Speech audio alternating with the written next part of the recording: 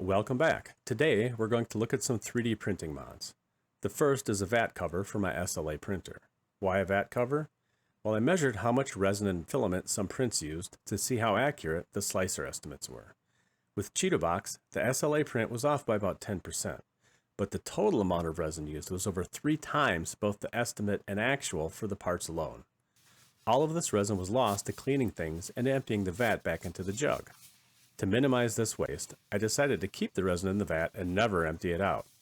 I did a test putting a small container of resin under the stock red cover out in the sun, and the resin cured on the second day, which showed the need for a cover to avoid a vat of cured resin.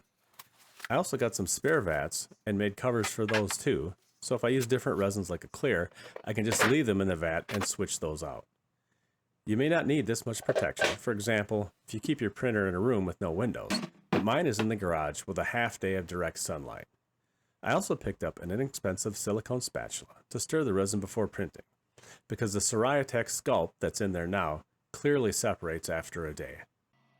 Next is the wash and cure station. When it's curing, a lot of light is visible. A minor concern is safety, and the internet seems to say somewhere between totally safe to, I don't know. The major concern is if I can see the light, it's not doing its job of curing the prints. To fix this, I got some adhesive-backed aluminum foil and applied it to the inside of the cover.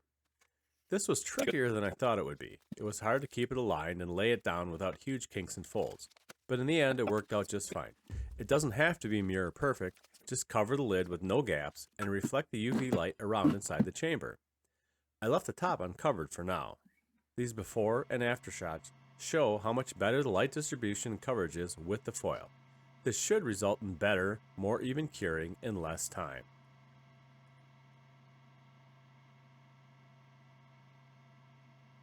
The third mod, and the last for the SLA printer, is a fume collector.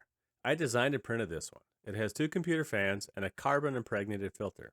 There's enough room in the housing for a bunch of activated carbon if the filter doesn't have enough capacity. This could be duplicated inexpensively with a cheap fan and a mesh bag filled with activated carbon. Carbon can be regenerated by flowing clean air through it. The fourth and final mod is for my FDM printer. I built an enclosure to quiet it down, and once it's enclosed, it needs some sort of ventilation to keep it from overheating. Some materials benefit from printing at a higher ambient temperature, but the general consensus for the Prusa printer is to keep it below 40 degrees C, and the most common material I print, PLA, is generally considered to print best around room temperature. I used a Rainbird temperature controller, a cooling controller is required, and an AC fan. The heart of this mod is how the air is vented. The cool air enters at the top front, travels down at the rear into the cabinet below, then across the upper shelf to the front of the cabinet, then across the lower shelf and out through the fan at the rear of the cabinet. This routing lets the warm air from the printer dry out any open spools of filament stored in the cabinet. You don't have to build a cabinet to get this though. I'm sure the same thing could be put together with some IKEA cabinets, basic tools, and the temperature controller and fan.